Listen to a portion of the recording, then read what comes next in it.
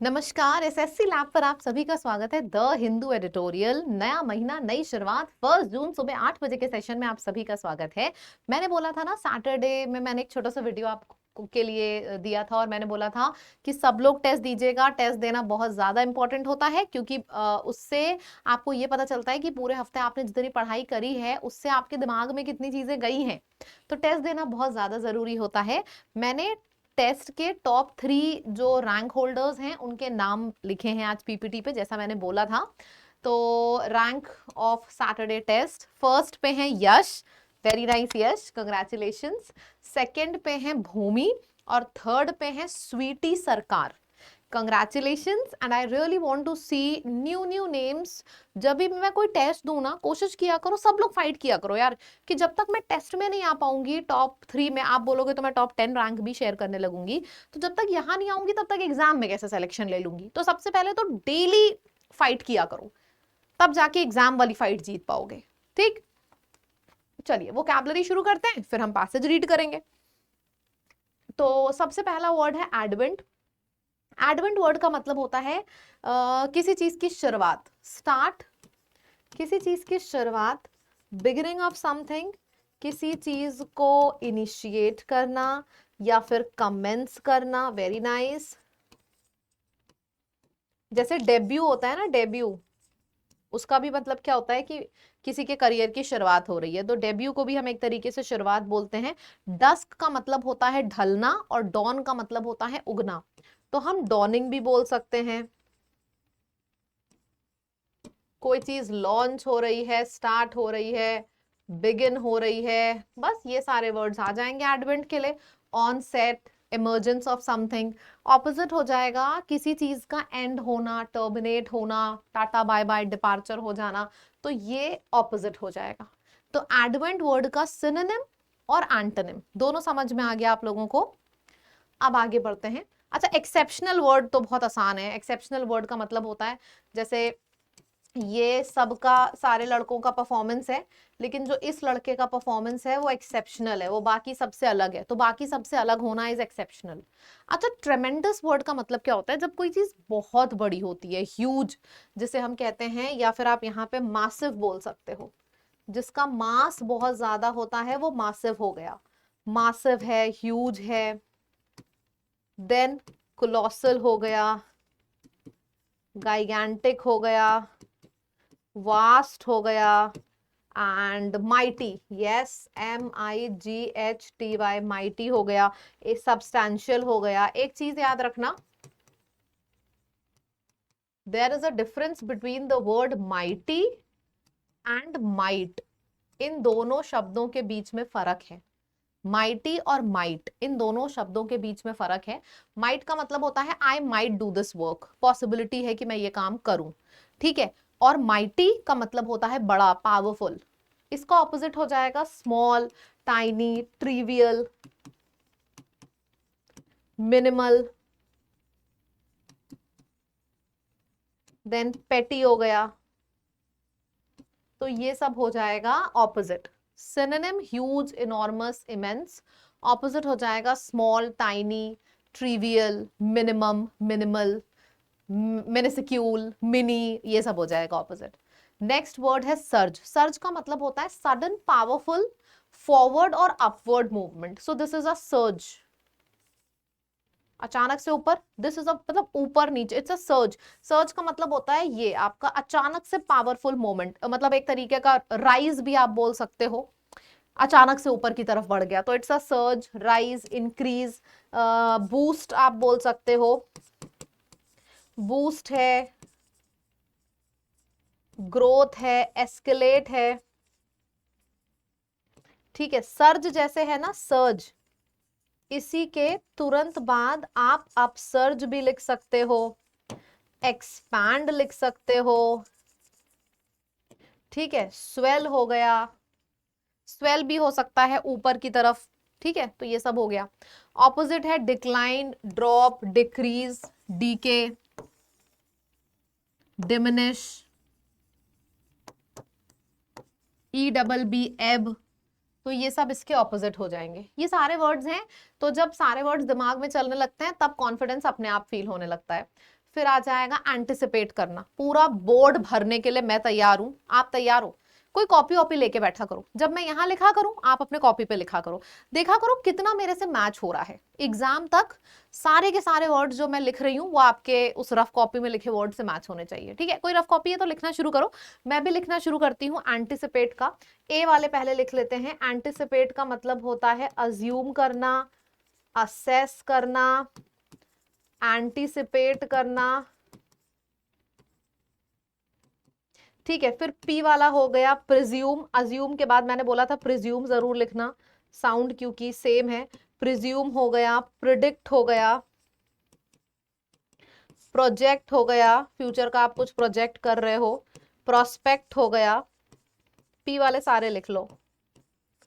Prognosis हो गया, prognosis,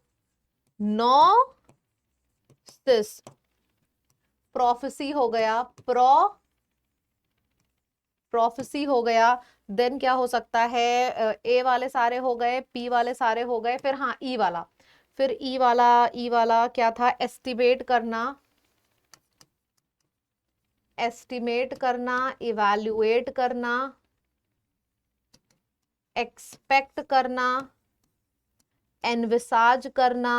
मैंने बोला था ना आज मैं पूरा बोर्ड भरने के मूड से आई हूं। फिर ई वाले सारे हो गए, फिर एच वाला है hope, then hope, harbinger, harbinger के बाद हो गया कॉन्जेक्चर, कॉन्जेक्चर।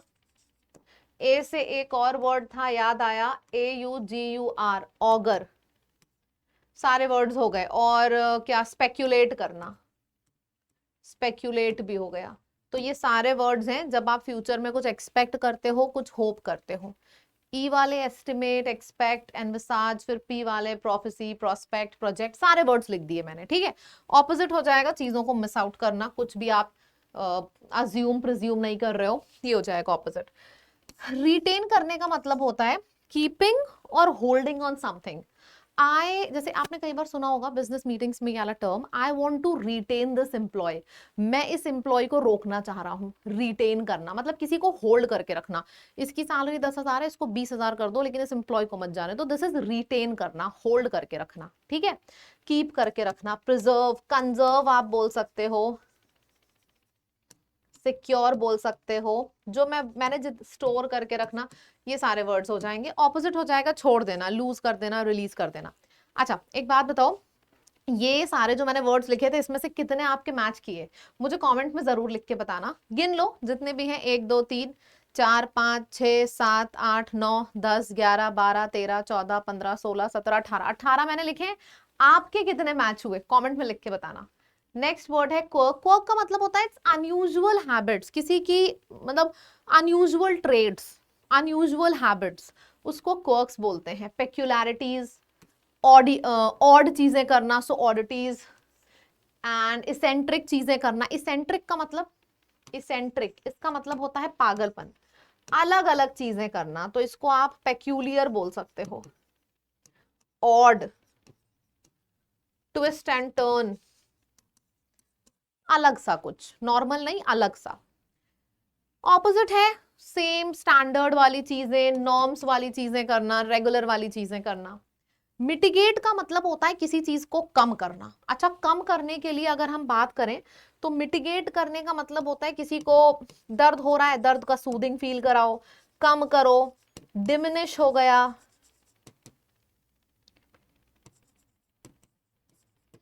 कर्ब करना, कर्टेल करना,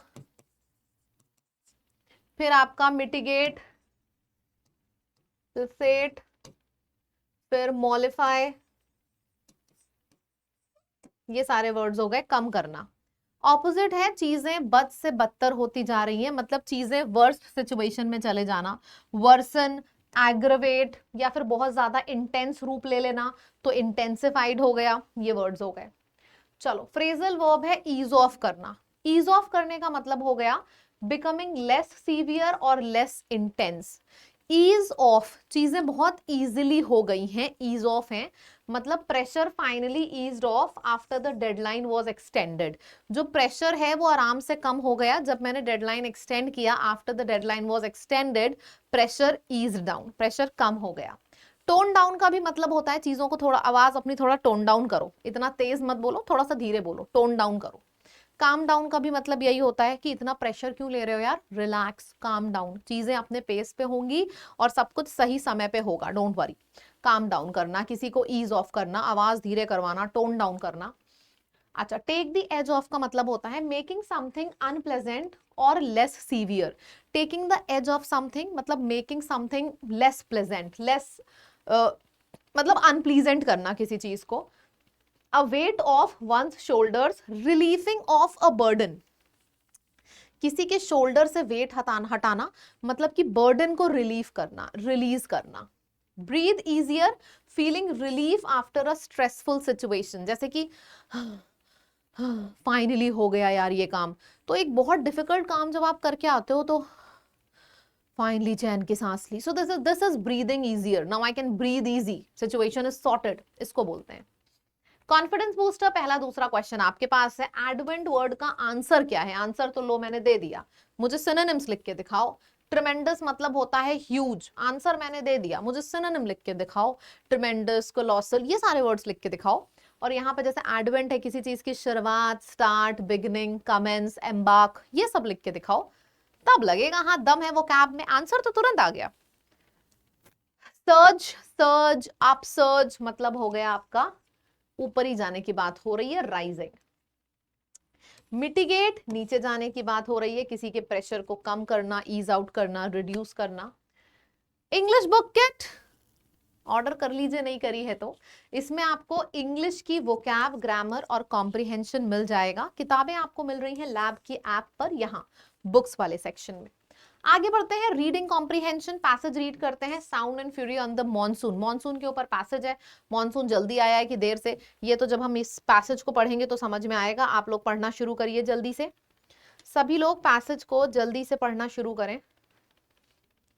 एक सेकेंड, पहले तो आप स्क्रीनशॉट ले लो। सबने स्क्रीनशॉट ले लिया? क्योंकि मैं पढ़ना शुरू करूंगी ना तो फिर आप मैच करना कि कितना आपका सेम हुआ है। जो साउथ वेस्ट मॉनसून की स्टॉर्म है वो केरला में आ गई है एक हफ्ते पहले ही। उनका स्केड्यूल था कि वो जून 1 में आएंगी, मतलब जो मेट्रोलॉजिकल डिपार्टमेंट है, वेदर फोरकास्ट करते हैं, उन्होंने बोला था 1 जून में केरला में मॉनसून आएगा, लेकिन वो एक हफ्ते पहले ही आ गया, ये लिखा है पहली लाइन में। लेकिन ये एक हफ्ते पहले आने से लोग सरप्राइज नहीं हुए हैं, क्यों? क्योंकि शुरू में ही मतलब फर्स्ट वीक ऑफ मई में ही जो मेट्रोलॉजिस्ट हैं उन्होंने एक टिप दी थी कि जो कंट्री है यहाँ पे अर्ली मॉनसून आएंगे, क्योंकि जो अंडमान सी है वहां पे crucial pit stop before its advent over Kerala. Andaman seas में मॉनसून आ गए हैं, तो उन्होंने एक तरीके की टिप पहले से ही दे दी थी मई की शुरुआत में कि कंट्री में पहले मॉनसून आएगा। इस वजह से केरला में एक हफ्ते पहले आया है, तो लोग सरप्राइज नहीं है। May onset is not an exceptional occurrence. Kerala में मई में मॉनसून आना एक्सेप्शनल नहीं है, ऐसा पहले भी हुआ है। It has happened 4 times since 2014। 2014 से 2025 तक के बीच में अगर देखा जाए तो ऐसा 4 बार हो चुका है। तो केरला में मॉनसून पहले आना, it's not a surprising thing for them. लेकिन एडिशनल सपोर्ट आया है, क्यों? मतलब इसमें इस बार की सिचुएशन में क्या हुआ है, पहले से मॉनसून आया है, इसका रीजन है कि अंडमान में प्री साइक्लोनिक सर्कुलेशंस हुए हैं अरेबियन सी में। तो this has gave it a tremendous surge due to which several parts of Maharashtra and Kerala has experienced ये प्री मॉनसून, मतलब पहले मॉनसून आ गया, क्योंकि अरेबियन सी में एक प्री साइक्लोनिक बना, तो जिसकी वजह से इंडिया में स्पेसिफिकली महाराष्ट्र में एंड द कोंकण कोस्ट, इन दोनों में मॉनसून्स पहले आ गए। Reach their shores earlier than anticipated, यानी कि देन एक्सपेक्टेड। केरला में तो बता दिया गया है 2014 से देखा जाए 4 बार आ चुका है, लोग ज्यादा सरप्राइज नहीं थे। लेकिन महाराष्ट्र में ऐसा पहली बार हुआ है 35 साल में, मुंबई में, which usually welcomes the monsoon around June 10, मतलब लगभग 10 जून के करीब वहां पे मॉनसून आता था। 35 साल में ऐसा पहली बार हुआ है महाराष्ट्र में कि मई में ऑनसेट देखा, मतलब मई में मॉनसून की शुरुआत देख ली। Even prior to the onset, monsoon की ऑनसेट यानी कि शुरुआत से पहले ही इंडिया मेट्रोलॉजिकल डिपार्टमेंट IMD ने मिड अप्रैल में ही बता दिया था, फोरकास्ट कर लिया था कि इस बार मॉनसून का जो एवरेज रेनफॉल है वो 5% ज्यादा रहेगा, जो कि हिस्टोरिकल एवरेज है 87 सेंटीमीटर का, उससे 5% ज्यादा ही रहेगा। ऐसा IMD डिपार्टमेंट ने पहले ही मतलब मिड अप्रैल में ही फोरकास्ट कर लिया था। अब मैं आपसे बोलूं मन में समरी पढ़ो, पढ़ ली तो समझो एकदम डन है। केरला में क्या हुआ, केरला में मॉनसून जून में आना था, मई में आ गया, लेकिन लोग ज्यादा सरप्राइज नहीं है क्योंकि 2014 से ऐसा 4 बार हो चुका है। महाराष्ट्र में लोग सरप्राइज हैं, 10 जून के करीब आता था, अभी आ गया। 35 साल में ऐसा पहली बार हुआ है, ठीक है, लेकिन शॉकिंग बात नहीं है क्योंकि IMD डिपार्टमेंट ने मिड अप्रैल में ही बता दिया था कि जो एवरेज रेनफॉल कितने का है 87 सेंटीमीटर्स का, वो 5% से मोर देन इंक्रीज हुआ है। मेरे पास ना पूरा दिमाग में पैसेज चलता रहता है, आपके भी दिमाग में ऐसा चलता रहेगा ना, तो चाहे जितना भी कठिन क्वेश्चन आए आप कर लोगे, क्लोज टेस्ट आए आप कर लोगे, पैरा जंबल आए आप कर लोगे। ये है what gave south west monsoon N unusual early rise, strong winds from Himalayas नहीं, जो प्री साइक्लोनिक अरेबियन सी में बना था वहां पे उसकी वजह से हुआ है, पूरा याद है यार। What did the IMD department make towards monsoon rainfall prediction after the onset, reduce the forecast below normal, reduce नहीं increase हुआ है 5-6% से, याद है, पूरा डेटा ही याद है। ये पावर होती है। और मैं आपको एक और बात बता दूं, SSC अब वो वाला नहीं रहा कि जिसमें चाचा मामा ताऊ और खरगोश और बिल्ली की कहानी पूछी जाए। अच्छे क्वेश्चंस आते हैं, मेंस का कोई भी पेपर उठा के देख लो, तो बिना रीडिंग और समरी अच्छे हुए एग्जाम नहीं निकलेगा। ये मैं पहले ही आपको बता रही हूँ, चाहे जितने रूल रट लो, चाहे जितनी वोकैबुलरी रट लो, रीडिंग अच्छी नहीं है एग्जाम नहीं क्वालिफाई कर पाओगे। ये मैं स्ट्रेट फॉरवर्ड बता रही हूँ। जितने स्टूडेंट्स को ये वीडियो शेयर कर सकते हो कर लो, ये बात हर किसी स्टूडेंट तक पहुंचनी चाहिए। और आपको डेली रीड करना चाहिए, रीडिंग बहुत बोरिंग होती है, इसीलिए मैं सामने आपको कराती हूँ। तो यहाँ पे सुबह 8 बजे जो मैं रीडिंग आपको कराती हूँ, इसीलिए कराती हूँ कि थोड़ा थोड़ा करके ही रीडिंग सही हो। इसके बाद भले ही आप मत पढ़ो, लेकिन आप किसी भी एग्जाम की तैयारी कर रहे हो और उसमें सिलेक्शन चाहते हो तो रीड डेली करो, मेरे साथ करो, ठीक है। नए स्टूडेंट्स चैनल को सब्सक्राइब कर लें। इतनी बेस मॉडल पे जाके रीडिंग मैं इसीलिए कराती हूँ, थोड़ा सा, मैं 10-12 पैराग्राफ नहीं, एक पैराग्राफ कराती हूँ, सिर्फ इतना ही रिक्वायर्ड है। धीरे धीरे करके घड़ा भरेगा ना, भर जाएगा। एक साथ मैं सोचूं बाल्टी भर पानी भर दूं घड़े के अंदर तो इधर उधर पानी गिरेगा।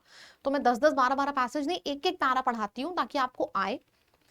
वीडियो को शेयर करो, सब बहुत स्टूडेंट्स तक लेके आओ, ये वीडियो बहुत अच्छा है, बहुत ढेर सारे लोगों को इससे फायदा मिलना चाहिए, ठीक है। तो इसमें कोशिश करो कि आप डेली इस सेशन को करो, डेली वोकैब रिवाइज होगी, डेली रीड करोगे, ठीक है। तो इसको जरूर सब्सक्राइब कर लें चैनल को, और 8 बजे डेली द हिंदू वीडियो देखा करिए, रीडिंग बहुत जरूरी है। आपका होमवर्क है, होमवर्क में क्या करना है आपको, इस पूरी लिस्ट में से कोई भी 4 शब्द उठा लो, any 4, you can pick up any 4 words, और उन शब्दों के आप सिनोनिम्स लिखो, उन शब्दों के आप सिनोनिम्स लिखो। और वही शब्द उठाना, 4 शब्द आपको उठाने हैं जिसके कम से कम 3 सिनोनिम्स तो आपको आते हो, ठीक है। चलो दैट्स इट। एक और न्यूज है आपके लिए, लैब ऐप पर जाइएगा, जो भी नए कोर्सेज का वेट कर रहा था, नए कोर्सेज आपको लाइव कोर्स के सेक्शन में मिल जाएंगे। चाहे आपको CGL का लेना हो, चाहे फेस का लेना हो, जरूर से देखो, पढ़ाई शुरू करो। पूरा जून नोटिफिकेशन से भरा हुआ है। और अगर महापैक लेना है तो महापैक में तो खैर प्री मेंस और दुनिया भर के जितने कोर्सेज आपको ऐप पर दिख रहे हैं SSC के, सब आपको महापैक में मिलते हैं। डिस्काउंट कोड लैब है, चाहे महापैक लो और चाहे आप इंडिविजुअल कोर्सेज लो, ठीक है। चलिए that's it, thank you so much, tata bye bye, take care everyone.